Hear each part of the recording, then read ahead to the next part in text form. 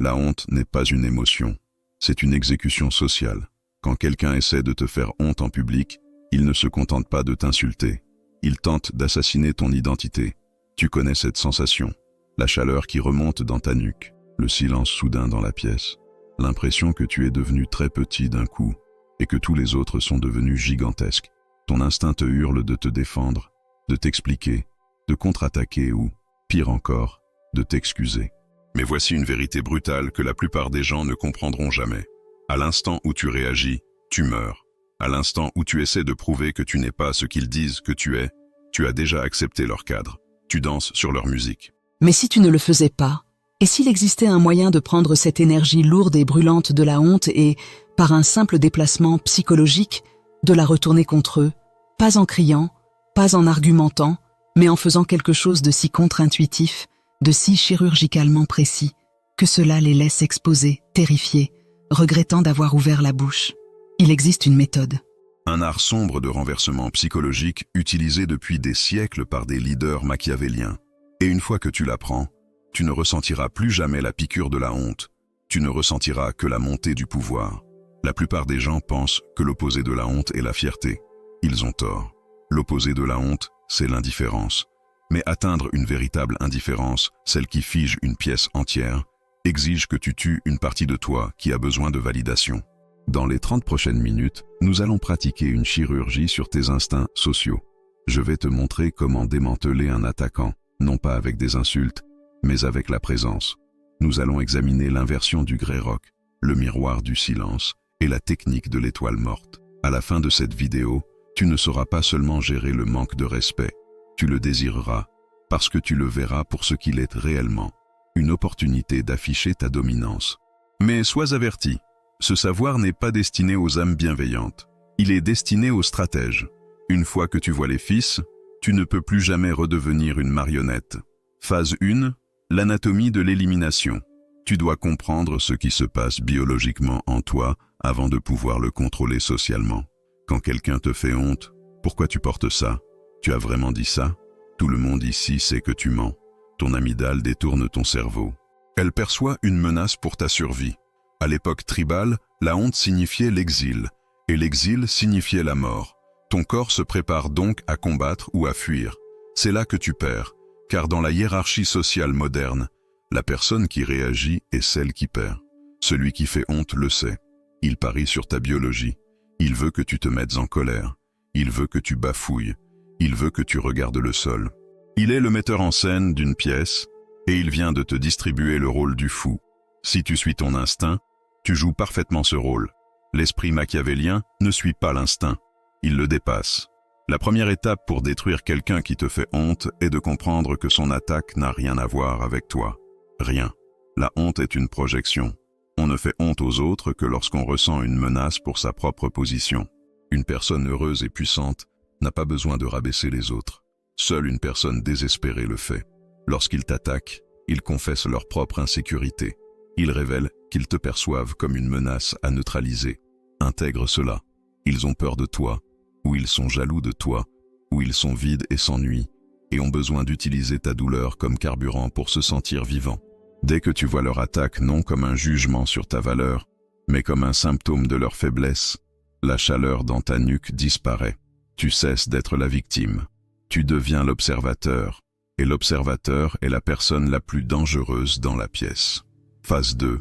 Le vide. Parlons de la pause. La personne moyenne ne supporte pas le silence. Lorsqu'une insulte tombe, un vide se crée dans la conversation. Les êtres humains sont des créatures sociales. Nous sommes programmés pour combler ce vide. Nous rions nerveusement. Nous répliquons. Nous nous justifions. Nous nous dépêchons de refermer l'espace parce que cet espace semble dangereux. Mais pour l'esprit de la triade sombre, pour le stratège machiavélien, cet espace n'est pas un danger. C'est une arme. La chose la plus dévastatrice que tu puisses faire quand quelqu'un tente de t'humilier est de ne rien faire du tout. Pas le rien du lâche qui a peur de parler, mais le rien du prédateur qui se demande si la proie mérite même d'être mangée. Voici la technique. Il lance l'insulte. Tu ne clignes pas des yeux. Tu ne détournes pas le regard. Tu ne souris pas. Tu ne fronces pas les sourcils. Tu deviens totalement immobile.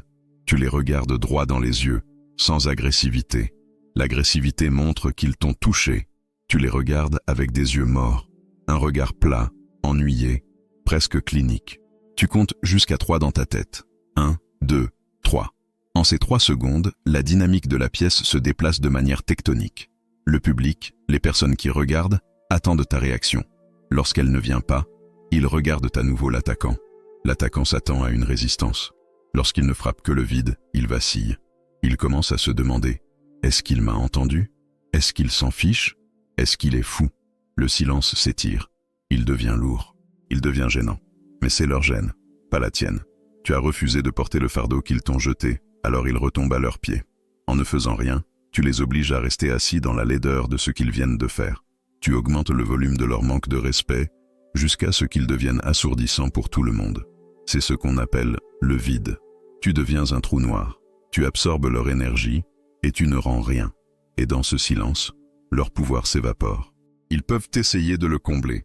Ils peuvent dire « je plaisantais » ou « le chat a mangé la langue ».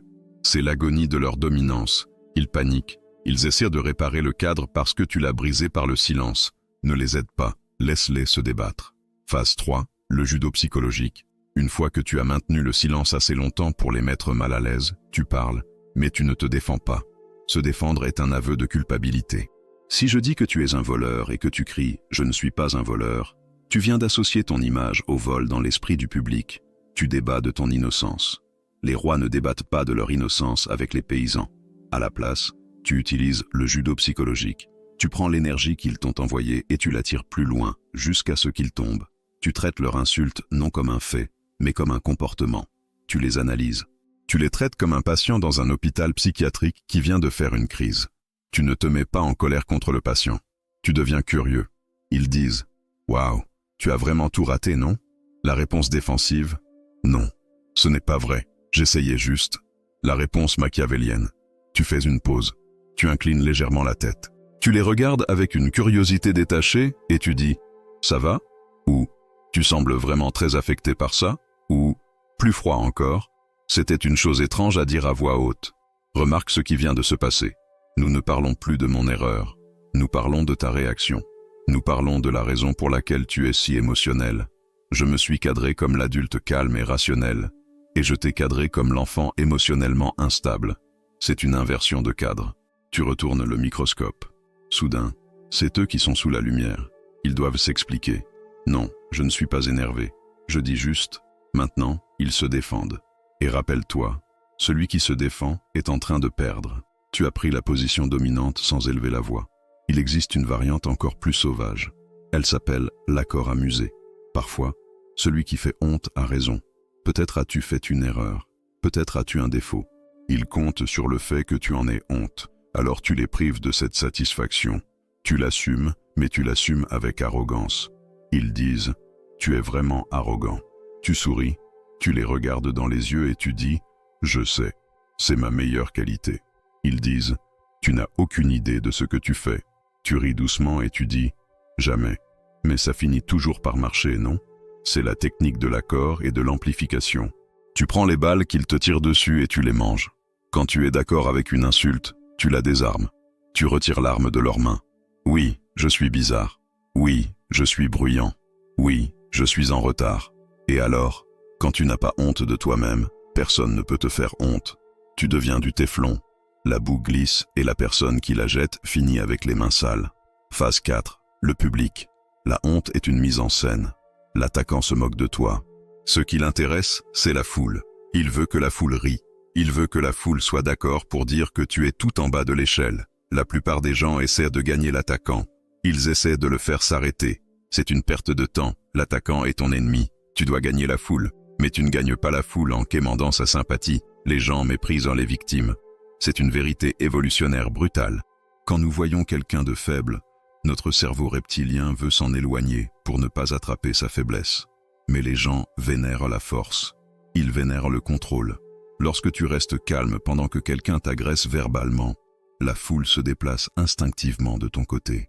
Non pas parce qu'elle t'aime, mais parce que tu ressembles au leader. Tu sembles stable. L'attaquant, lui, semble instable. Tu peux utiliser la foule pour détruire l'attaquant.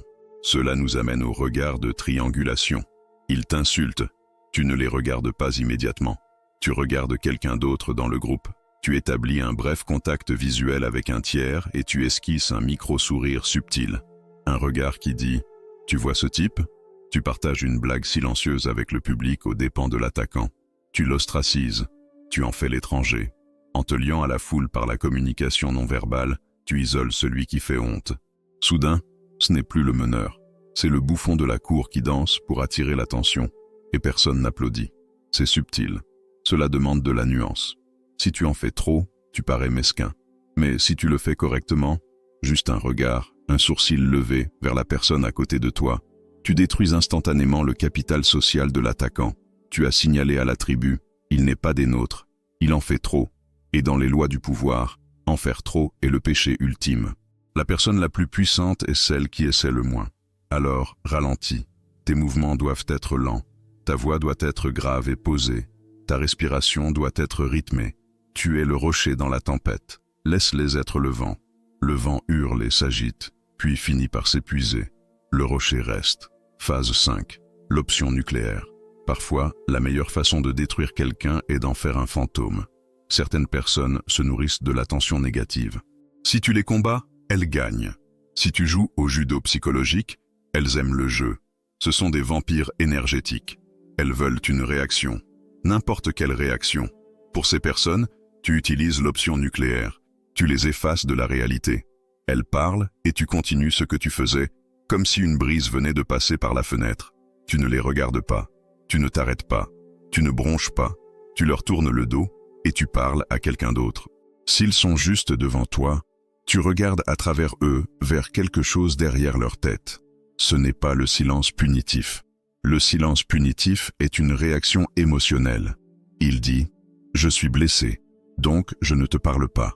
Ceci est une non-existence active. Cela dit, tu es tellement en dessous de mon attention que mon cerveau ne t'enregistre même pas comme une entité biologique. Cela déclenche une panique primitive profonde chez l'attaquant. Être ignoré est biologiquement plus douloureux qu'être attaqué. L'attaque reconnaît l'existence. L'indifférence la nie. Ils vont intensifier. Ils vont parler plus fort. Ils vont dire des choses encore plus blessantes. Laisse-les faire. Plus ils deviennent bruyants pendant que tu restes indifférent, plus ils paraissent fous. Ils se consument dans le feu de leur propre désespoir. Et toi, tu sirotes simplement ton café en parlant de la météo, parfaitement indifférent. C'est la dominance ultime. La dominance de la montagne sur la fourmi. La fourmi peut mordre la montagne toute la journée. La montagne s'en moque. Mais pour faire cela, tu dois réellement croire en ta propre valeur. Tu dois croire que leur opinion est aussi insignifiante que le bourdonnement d'une mouche. Cela nous amène au cœur philosophique de cette stratégie. Phase 6. La forteresse intérieure. Les techniques sont inutiles si ton âme est fragile. Tu peux apprendre les silences, les pauses, les répliques spirituelles, mais si tu trembles à l'intérieur, ils le sentiront. Les micro-expressions ne mentent jamais. Pour réellement détruire quelqu'un qui te fait honte, tu dois détruire la partie de toi qui ressent la honte. Tu dois construire une forteresse intérieure. Pourquoi la honte fait-elle mal? Parce que tu leur as donné les clés de ta valeur personnelle. Tu laisses un étranger, quelqu'un qui ne connaît pas ton histoire, tes luttes, ton potentiel, auditer ta valeur. Pourquoi? Pourquoi fais-tu plus confiance à leur jugement qu'au tien? Machiavel écrivait sur la vertu, non pas la vertu morale, mais la puissance, la capacité, la force. Un homme de vertu s'appuie sur lui-même. Il sait ce qu'il est. Si tu sais que tu es fort et que quelqu'un te traite de faible, ce n'est pas douloureux. C'est drôle. C'est comme appeler un lion une souris. Le lion ne s'offense pas. Le lion sait qu'il est un lion. Tu dois atteindre un niveau de connaissance de soi si concret, si solidifié, que les jugements extérieurs rebondissent. Cela demande un travail sur l'ombre. Tu dois faire face à ce dont tu as honte. As-tu honte de ton passé, de ton corps, de ton compte bancaire, de ta solitude? Amène-le à la lumière. Regarde-le. Accepte-le. Oui, j'ai échoué. Oui, je lutte. À l'instant où tu acceptes tes propres failles, tu deviens invincible, car celui qui fait honte n'a plus aucune munition. Il ne peut te blesser qu'avec la vérité que tu caches à toi-même. Si tu ne caches rien, il ne peut rien blesser. Deviens transparent avec toi-même et opaque pour eux. C'est le paradoxe du pouvoir. L'homme le plus vulnérable est celui qui se cache derrière une armure. L'homme le plus puissant est celui qui se tient nu dans la tempête en disant « Je n'ai rien à craindre ». Lorsque tu atteins cet état, tu n'entres plus dans une pièce en te demandant si les gens vont t'aimer. Tu entres en te demandant si tu vas les aimer. La dynamique s'inverse. Tu deviens le juge. Phase 7. La contre-attaque. Parfois, le silence ne suffit pas. Parfois, il faut couper. Mais tu dois couper comme un chirurgien, pas comme un boucher. Le boucher frappe et met tout en pièces. Le chirurgien fait une incision précise et retire l'organe. Lorsque tu décides de répondre verbalement, tu dois suivre la règle de la brièveté. Moins, c'est plus. Un long discours te fait paraître sur la défensive. Une seule phrase te rend létal. Voici 3 frappes chirurgicales à garder dans ton arsenal. Première frappe, le cadre du « qui ». Ils t'insultent, tu les regardes et tu demandes « Qui essaies-tu d'impressionner en ce moment ?» C'est dévastateur. Cela expose immédiatement leur mise en scène. Cela dit à la pièce « Ils jouent un rôle ». Je le vois. Cela brise le 4e mur. Deuxième frappe, la commande de répétition. Ils disent quelque chose de méchant. Tu mets ta main à ton oreille et tu dis « Pardon ?» Répète. Je n'ai pas bien entendu. Force-les à répéter l'insulte. Les insultes sont comme les blagues. Elles ne fonctionnent qu'une fois. Quand tu forces quelqu'un à répéter une insulte, elle perd son rythme. Elle sonne préparée. Elle sonne mesquine. Et généralement, ils ne la répéteront pas. Ils s'effondreront. Ils diront « Laisse tomber ». Tu les as forcés à battre en retraite. Troisième frappe, le piège de la validation. Ils t'attaquent. Tu souris avec compassion et tu dis « Je sais que les choses sont difficiles pour toi en ce moment. Tu n'as pas besoin de t'en prendre à moi. » Tu agis comme un thérapeute. Tu cadres leur attaque comme un appel à l'aide. Tu les plains. Et il n'y a rien de plus humiliant pour un narcissique que d'être plaint. Ils veulent être craints. Quand tu les plains, tu te places au-dessus d'eux. Tu es l'adulte qui rassure l'enfant en pleine crise. Cela les rend fous, mais ils ne peuvent pas attaquer, parce que tu es gentil. S'ils se mettent en colère, ils prouvent ton point. Ils sont instables. Tu les enfermes dans un double lien. Face, tu gagnes. Pile, ils perdent. Phase 8, l'après-coup. La façon dont tu termines l'interaction est aussi importante que la façon dont tu l'as gérée. Ne t'attarde pas. Une fois que tu as utilisé le silence, le regard ou la frappe chirurgicale, pars ou détourne complètement ton attention vers quelqu'un d'autre. Machiavel savait que le pouvoir est une question d'accès. Lorsque tu retires ton attention, tu retires la ressource la plus précieuse de la pièce. Tu les punis par ton absence. Laisse-les seuls avec les décombres. Ne vérifie pas s'ils te regardent. Ne cherche pas la validation du public. Avance simplement. Montre-leur que l'interaction avait si peu d'importance pour toi qu'elle a déjà été effacée de ta mémoire. Tu es déjà passé à autre chose. L'insulte ultime est d'être oubliable. Rends-les oubliables. Phase 9, la philosophie de l'ombre. Pourquoi parlons-nous de tout cela? Est-ce seulement pour gagner des disputes? Non. C'est parce que le monde devient plus tranchant, plus froid, plus cruel. Nous vivons dans un colisée numérique où tout le monde juge tout le monde. Culture de l'annulation, humiliations en ligne, jeu de statut social. C'est une zone de guerre. Si tu n'as pas ces défenses, tu seras dévoré. Tu te rétracteras. Tu auras peur de dire ta vérité. Tu deviendras un fantôme gris et conformiste, terrifié à l'idée de sortir du rang. Apprendre ces tactiques psychologiques sombres n'a pas pour but de devenir mauvais. Il s'agit de protéger ta lumière. Il s'agit de construire un périmètre autour de ton esprit pour que les déchets toxiques des insécurités des autres ne puissent pas t'atteindre. Quand tu sais que tu peux gérer la honte, tu deviens intrépide. Tu prends des risques, tu parles, tu mènes, tu marches différemment. Tu cesses de demander la permission d'exister. La honte est une cage. Ces techniques en sont la clé. Mais souviens-toi, avec un grand pouvoir vient la tentation de l'abus. Ne deviens pas celui qui fait honte. N'utilise pas ces outils pour détruire les faibles. C'est lâche. Utilise-les pour détruire les destructeurs. Utilise-les pour protéger les innocents. Utilise-les pour tenir ta position quand le monde essaie de te déplacer. Sois le monstre qui empêche les autres monstres de nuire. C'est la voie des marginaux. Tu possèdes maintenant les outils, le silence, le regard, le judo, le vide. Tu as le plan pour démanteler quiconque essaie d'abaisser ton statut. Mais connaître le chemin n'est pas le parcourir. La prochaine fois que tu sentiras cette chaleur monter dans ta nuque, la prochaine fois que quelqu'un essaiera de te rapetisser, ne panique pas. Souris, parce que tu attendais ce moment. Tu n'es plus la proie, tu es le piège. Laisse-les entrer et observe ce qui se passe quand ils réalisent qu'ils sont enfermés avec toi, et non l'inverse. La plupart des gens regarderont cette vidéo, hocheront la tête, puis retourneront demain à leur rôle de victime. Ils sont dépendants de leur propre faiblesse. Mais toi, tu es encore là. Tu écoutes le silence entre ces mots. Cela me dit que tu es prêt pour quelque chose de plus profond. Ce n'était que la défense. Mais qu'en est-il de l'attaque? Qu'en est-il de l'art de l'influence? Comment ne pas seulement empêcher les gens de te nuire, mais leur donner désespérément envie de te suivre? C'est un terrier plus sombre, plus profond, et nous allons bientôt y descendre. Si tu es fatigué des conseils édulcorés qui te disent simplement d'être gentil et de tout pardonner, si tu es prêt à comprendre les dynamiques brutes et non filtrées du pouvoir humain, alors tu es au bon endroit. Si ce que tu viens d'entendre te parle, abonne-toi à la chaîne, mets un like et écris en commentaire cette affirmation. Je contrôle mon cadre et personne ne décide de ma valeur à ma place.